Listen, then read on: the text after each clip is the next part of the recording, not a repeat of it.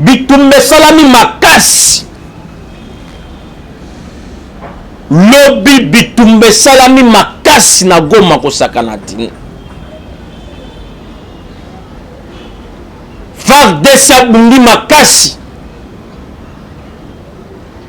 na ba M23 to pesi longonya mingi na mapinga ya mboka ya Congo ba récupérer Kichanga ba récupérer quelques territoires Sokoy 25 et Sali Moussala na yango tant FARDC a frappé M23 en cascade yokosko parole à Kagame pour attaquer lobby les FARDC se sont sentis à l'aise Basali Moussala Moro Kitoko qui va récupérer dans quelques territoires.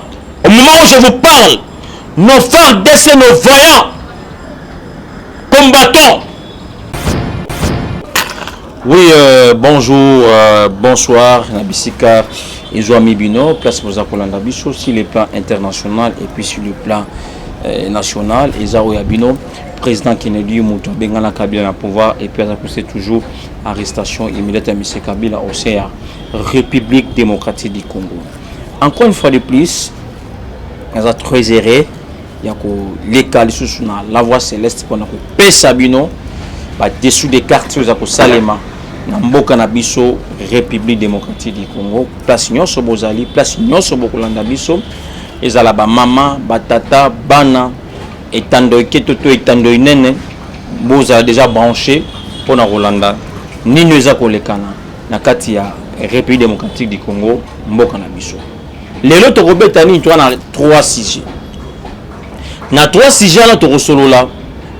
Na lingi ke ba congolais bo comprendre le komoko. Que Congo eza mboko yo mutu nyonso tu azo chamisu mboko bozomo. Moyen kimia ezala na mboko exacti. Pourquoi je le dis? Bokoyokawa, ba parole à Paul Kagame. Vous avez bien Bokoyoka ba parole à Paul Kagame. Pourquoi Kagame a mis sa parole wana? Et là qu'on est poussé Kagame a mis sa parole wana. Bokoyoka ngo awa. Ici, na stade Tozali, et c'est même Tolingana Mboka na bisomo.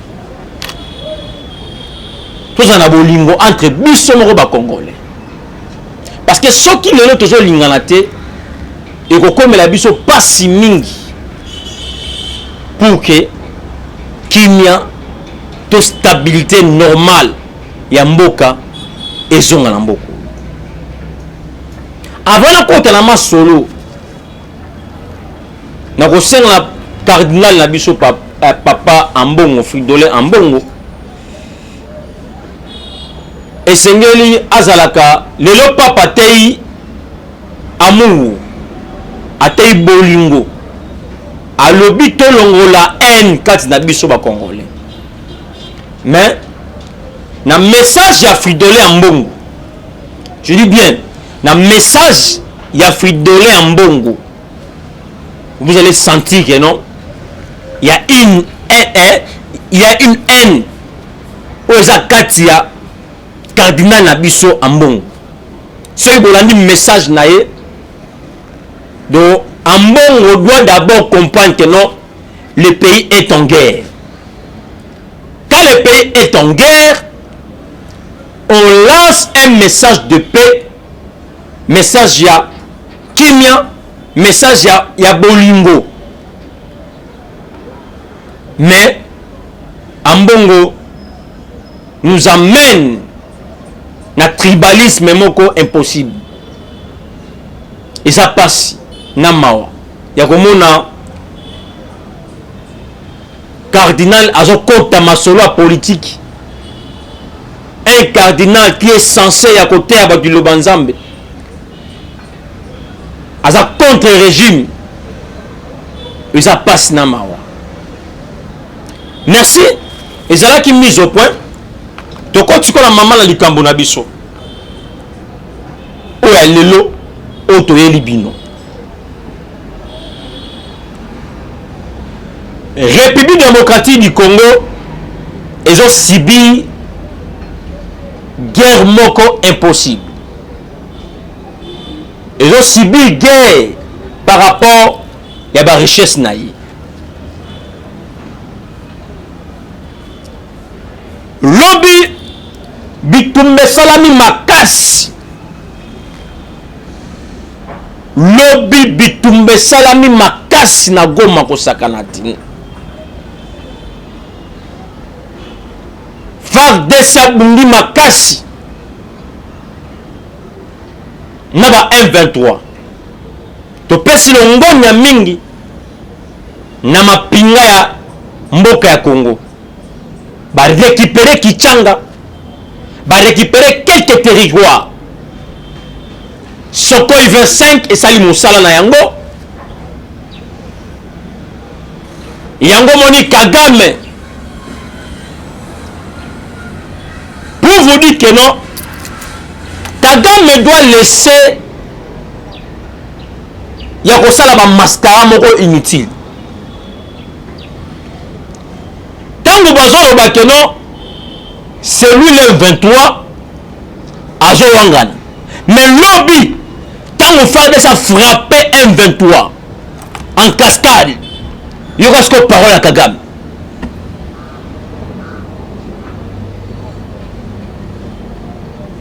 Qui n'est qu'aux alatés? Alors que l'on tient à ce qu'on c'est le Kagame. Mais l'oko moko to ko sa Kagame aide l'oko moko. Mukolo yo fameuse communauté internationale bako sundola ye moko pe mukolo ngonde aokima Rwanda wa.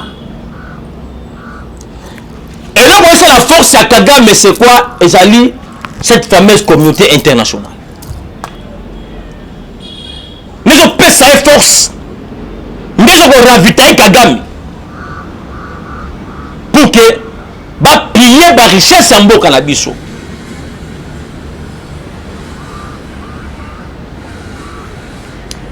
On se pose la question, comment possible un petit monsieur comme Kagame oyo aza même matin la force te ya kotelema devant mokonzi ya biso ya mboka Congo boui farafa.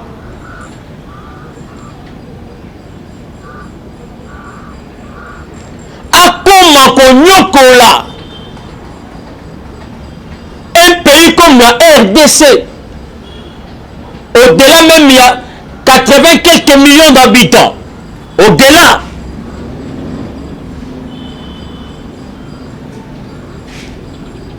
Nous avons compris que cette guerre est politisée pour les intérêts des individus.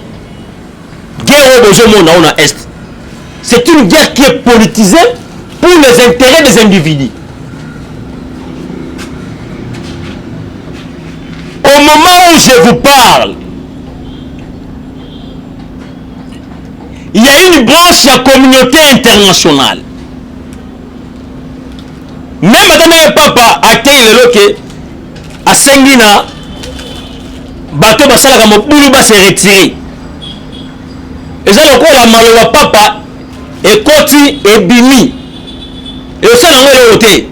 Pour 1,23 biloko tout papa lobby 1,23 à Rokangote. Ici les questions que biso ba Congolais toye bakeno pour ça la face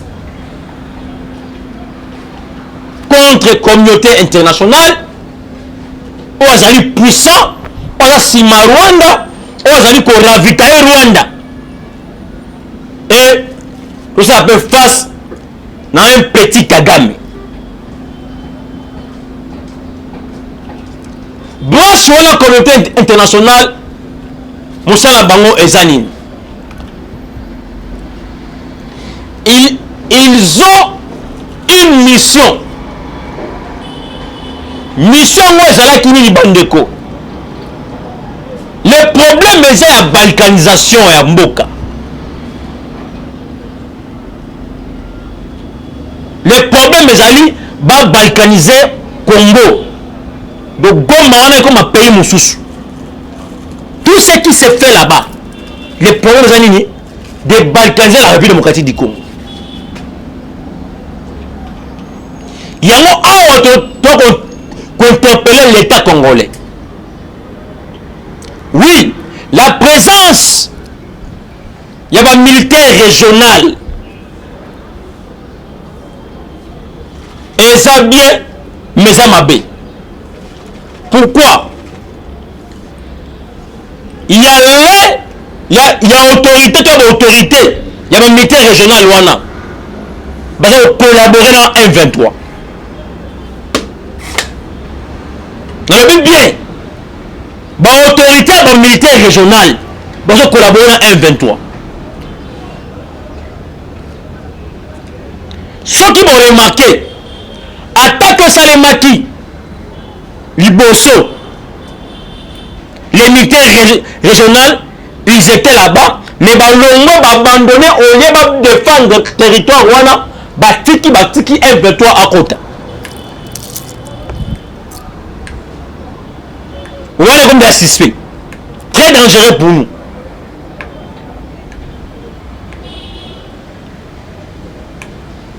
Et si que Batouana va compléter le sala, pourtant normalement l'État congolais est singeli, bon c'est la très vigilant et puis normalement singeli armée congolaise. Je dis bien armée congolaise. N'a pas il y a Nord Kivu. Va contrôler la militaire régional.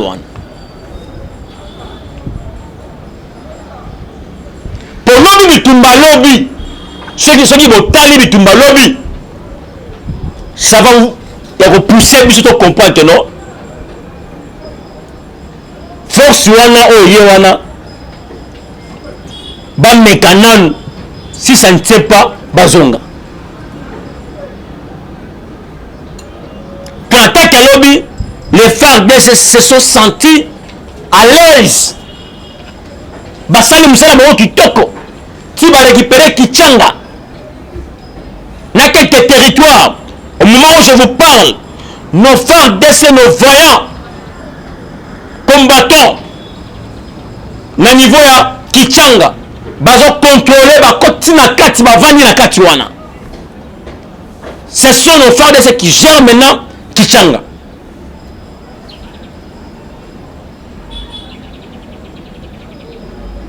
Ndomoni Paul Muchopi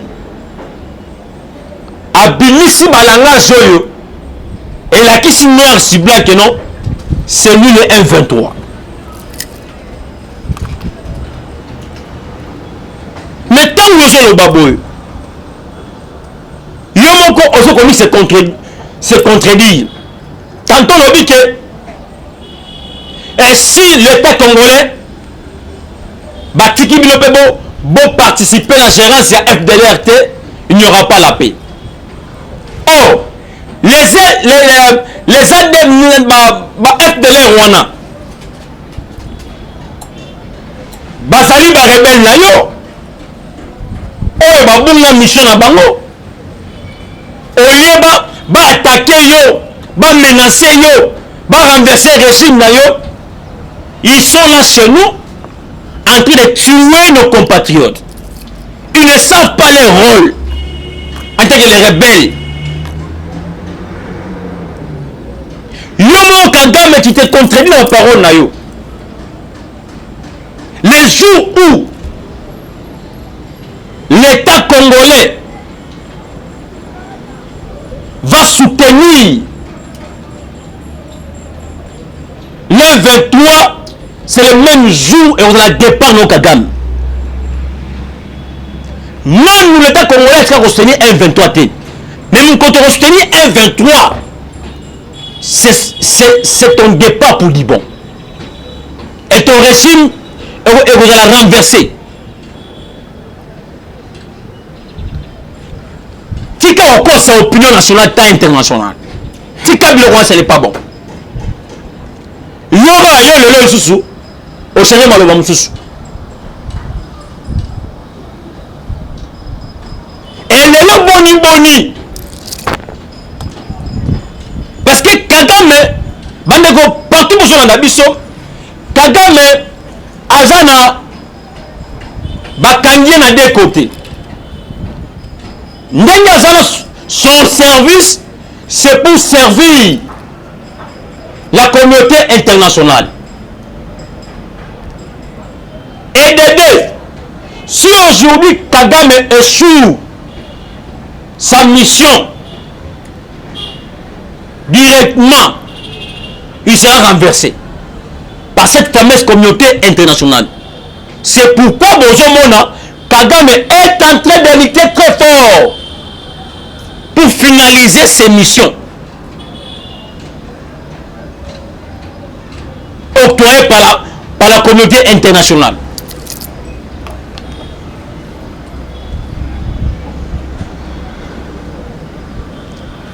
Souci na bango zanine. Tous les habitants Yaniva Bakichanga, Babunagana, Batutuana, Balongo, Bakima, Batsundela, Batika terrain, Bangomoko, Bazalawana. Comme ça, tant que on nous impose une armée qui va maintenant s'imposer pour balkaniser la République démocratique du Congo.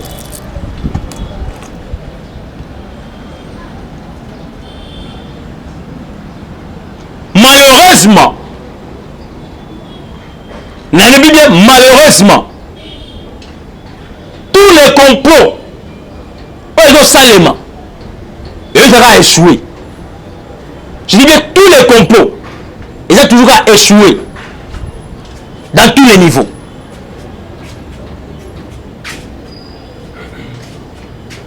Yami Balazani ni bande konangai. Vous avez vu le chef de l'État, le commandant suprême des forces armées congolaises, le président Tshisekedi, a outi na pays les Émirats arabes. Ce qu'il est allé trouver là-bas, non, notre très beau cher pays, déjà Bandakal. Et quand moi je parle toujours de l'arrestation à Kabila, je sais de quoi dans le Baka. Tout ce que vous avez besoin, les Kabila, les Azarias Roubewa, Mamouz Nyarugabwe,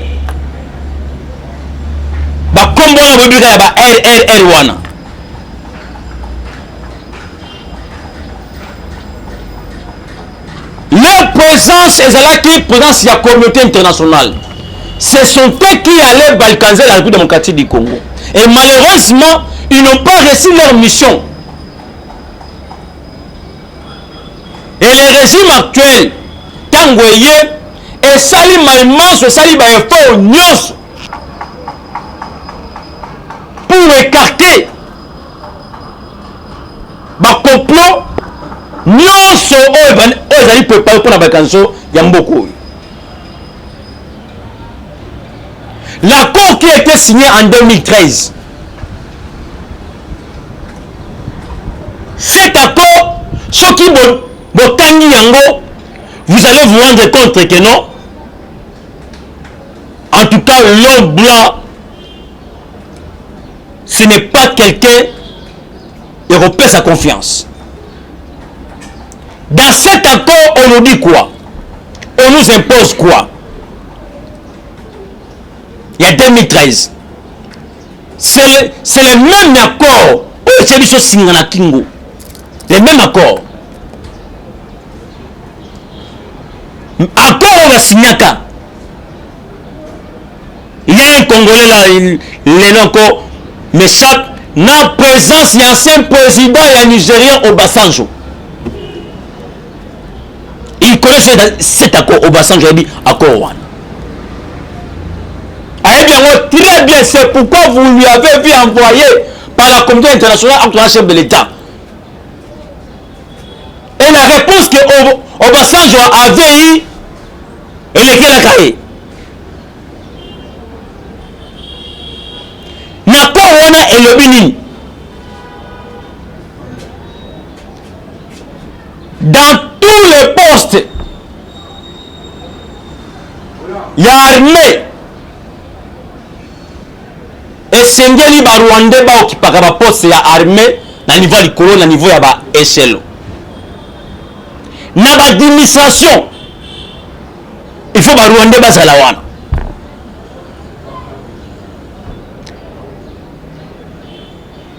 Ba administrateur territoire, ils doivent être les Rwandais.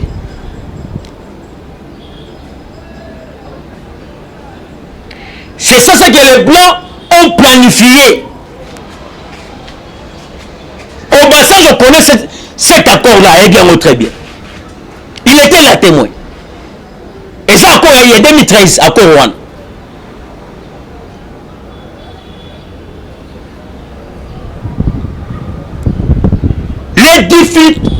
Toutes les difficultés que nous sommes en train de subir pour le moment, et ça prend encore à 2013.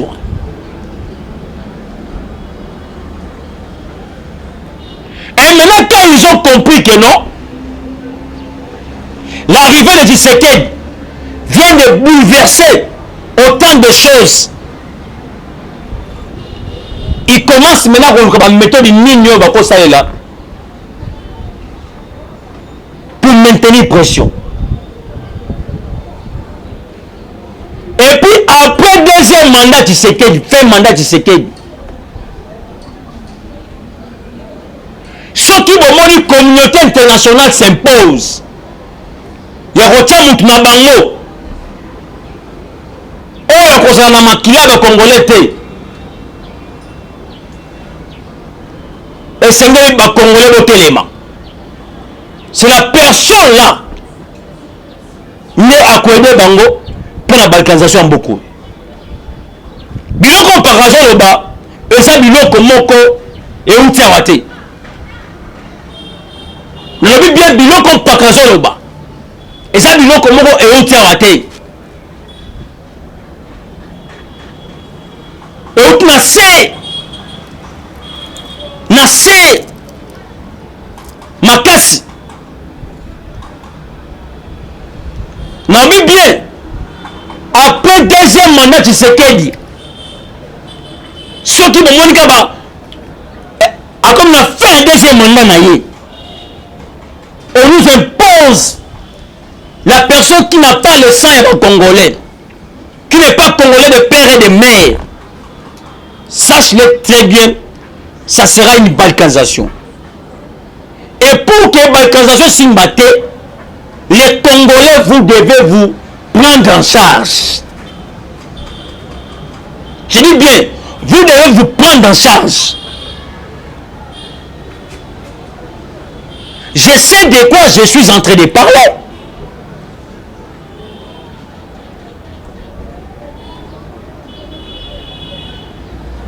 Est-ce que pouvez-vous se poser la question, Yakouyeba?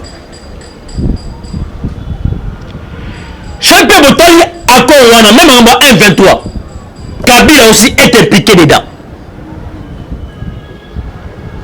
Il y a beaucoup de noms. On est dans la carte à 1,23.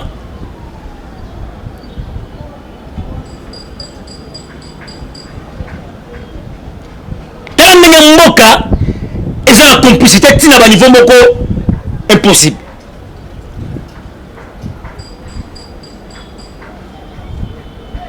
Le président de la République, quand il est arrivé aux Émirats arabes, il a trouvé Kagame a signé les accords pour que après ça va matière première Yamboka na biso. Le président s'est posé la question Kagame matière première européenne ça les Arabes akozwa yango wapi? C'est pourquoi la présence à chef de l'État na pays wana est bouleversée va donner une nyonso ebele. Ce que yo vana ndako biloko mpaka zoloba oyebi yango te na défendre mboka nanga si moko bana ko benga ba téléphone pour que on lance mpaka na yo.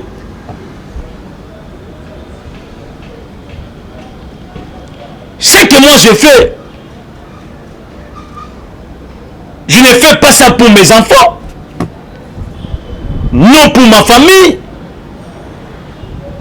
non pour ma femme, mais je le fais pour la nation. En tant qu'un patriote, un Congolais qui aime son pays.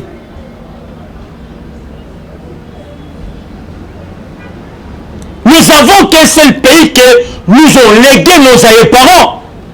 Et si aujourd'hui, on nous prenait ce pays ici, et nous n'en avons qu'un seul pays, on n'a pas d'air, on doit se référer où? Toki Melawapi, Toki Ndewapi. Pour que moi, quelqu'un de lui sauter, en tant que Congolais, je suis censé de défendre ma patrie, censé de défendre mon pays, dans tous les niveaux possibles. Même si vous me tuerez, j'accepterai ma mort, mais le pays doit être sauvé.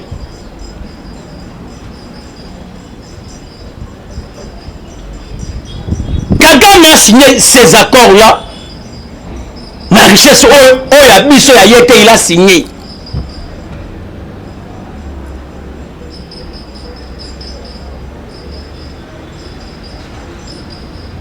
Les pays qui n'appartiennent pas aux Rwandais, les richesses qui n'appartiennent pas aux Rwandais aujourd'hui, on nous impose.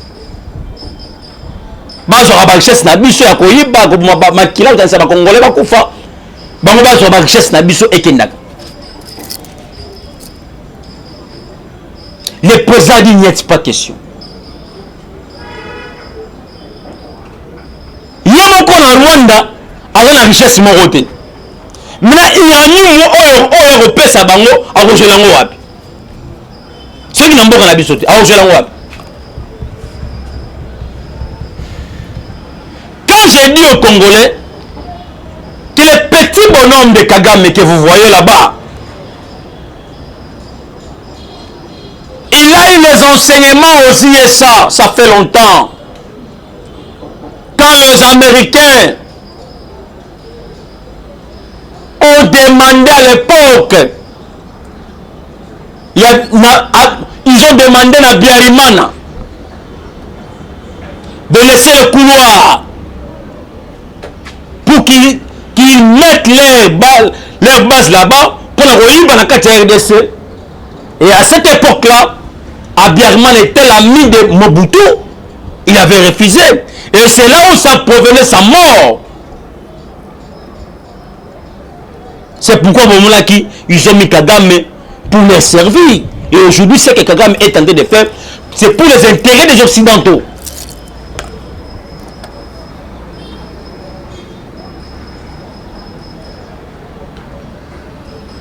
Makile Tangalona Est Wana. Vous ne parlez pas de ça. On n'a pas vu les Occidentaux. Yakolobake Sengeli Rwanda futa bato ya bomana mboka Congo.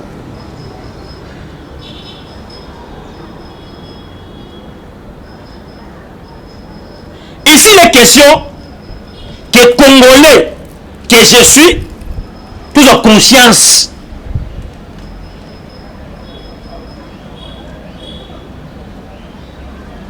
Nous avons un pays que tout le monde fait ses yeux, braque ses yeux.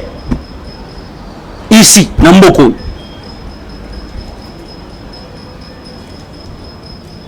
Bayebi, comment les Congolais sont faibles, dans quelle manière, les Congolais Bayebi. Mais j'aimerais aussi dire à compatriotes na biso o boza ba autorité ya mboka ba généraux ba ministres ba tout ba députés ba tout ça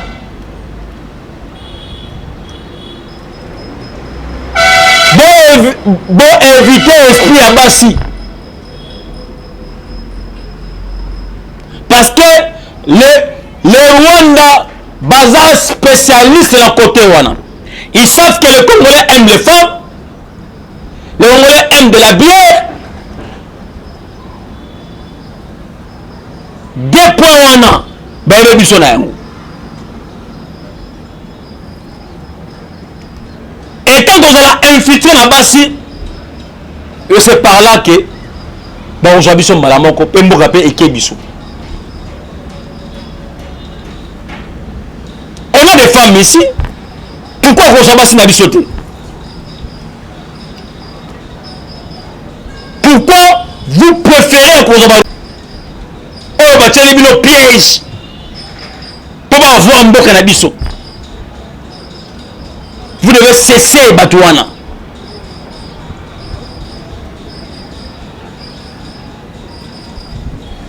Le loyo, le service nyos et comprend déjà le Rwanda à jouer.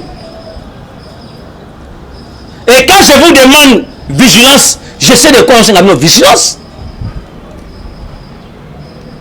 Moussa Toali Kosala, na tamboli na koti partout. Makambo na moni, non. C'est du poulet rouge. Je dis bien c'est du poulet rouge.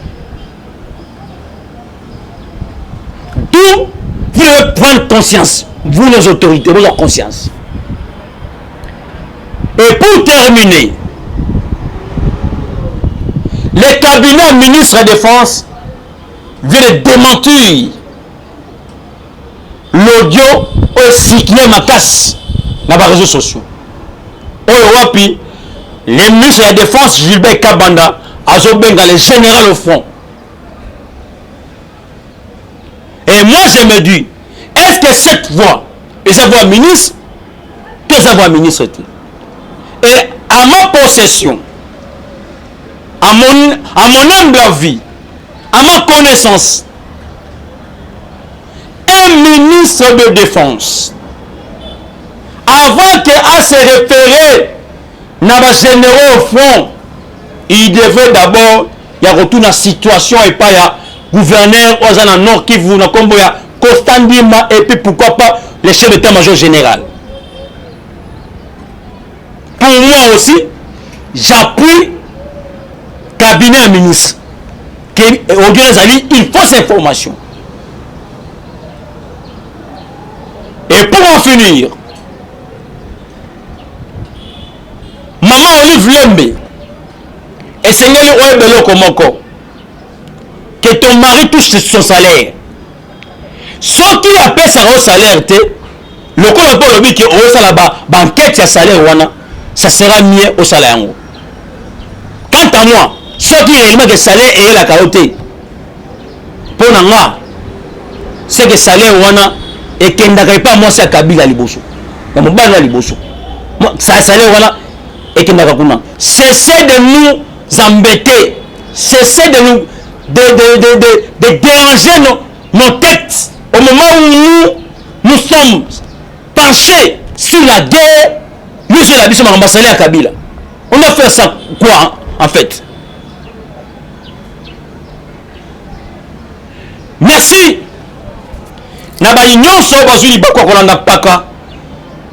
Sur le plan national, même sur le plan international, dans la voie céleste, bon, s'abonner massivement.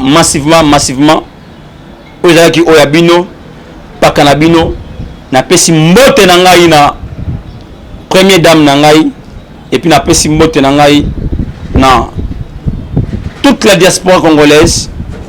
Et là, Congolais, les Quinois et Quinois partout, Bozali, Congolais, Nyons, on appelle son mbote belé. Et puis, na ma caméra, on appelle John Mabok et Bende, mbote belé. Toute l'équipe qui a la voix céleste, on appelle Sibino, mbote belé. Plus de 143, 85, 11, 72, 341. Plus de 143, 85, 11, 72, 341. Merci beaucoup. Ciao, à la prochaine. Là, les jours qui viennent, tout le monde en a. Merci beaucoup. Césier, Black Césier, ici, Namboko.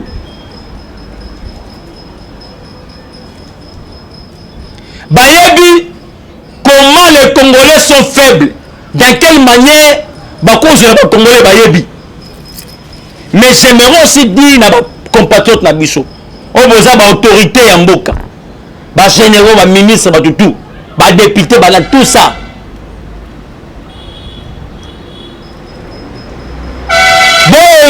Bon éviter l'esprit à Bassi.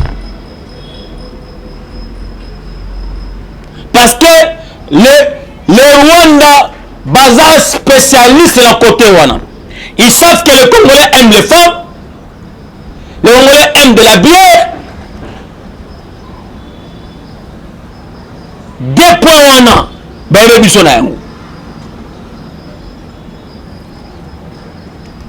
et quand on a infiltré la Bassi, c'est par là que on a besoin de malamoko, et kebiso.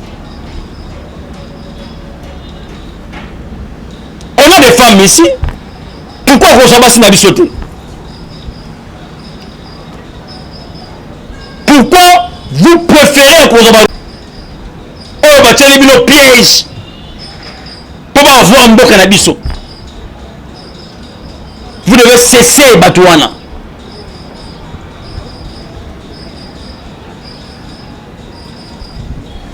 Le loyo, service nyos et comprend déjà le Rwanda à jouer. Et quand je vous demande vigilance, j'essaie de conseiller la vigilance. Moussala Touali Kosala, na tamboli na koti partout. Makambo na moni, non. C'est du poulet rouge. Je dis bien c'est du poulet rouge. D'où vous devez prendre conscience, vous les autorités, vous avez conscience. Et pour terminer, le cabinet ministre de la Défense vient de démentir l'audio au cyclé Makas dans les réseaux sociaux. Au Europe, le ministre de la Défense, Gilbert Kabanda, a Zobenga, le général au front. Et moi, je me dis, est-ce que cette voix, et cette voix ministre, que cette voix ministre est-il? Et à ma possession, à mon humble avis, à ma connaissance, un ministre de défense, avant qu'à se référer dans les généraux au front, il devait d'abord y retourner la situation et pas ya gouverneur aux nord qui vous n'a combo ya Costandima et puis pourquoi pas le chef d'état-major général. Pour moi aussi, j'appuie cabinet ministre qui aujourd'hui il faut cette information. Et pour en finir, maman Olive Lembe et Seigneur Ouebelo Komoko, que ton mari touche son salaire. Ce qui appelle ça au salaire, le coup de lobby qui au salaire banquette à salaire ça sera mieux au salaire. Quant à moi, ce qui est réellement que salaire est la carotte. Pour moi, c'est que salaire et qu'il n'y pas moi c'est Kabila Liboso. Mon bana Liboso. Ça salaire et qu'il n'y a pas. Cessez de nous embêter. Cessez de nous de déranger nos têtes au moment où nous sommes penchés sur la guerre. Nous sommes la biche ambassadeur à Kabila. On a fait ça quoi en fait? Merci.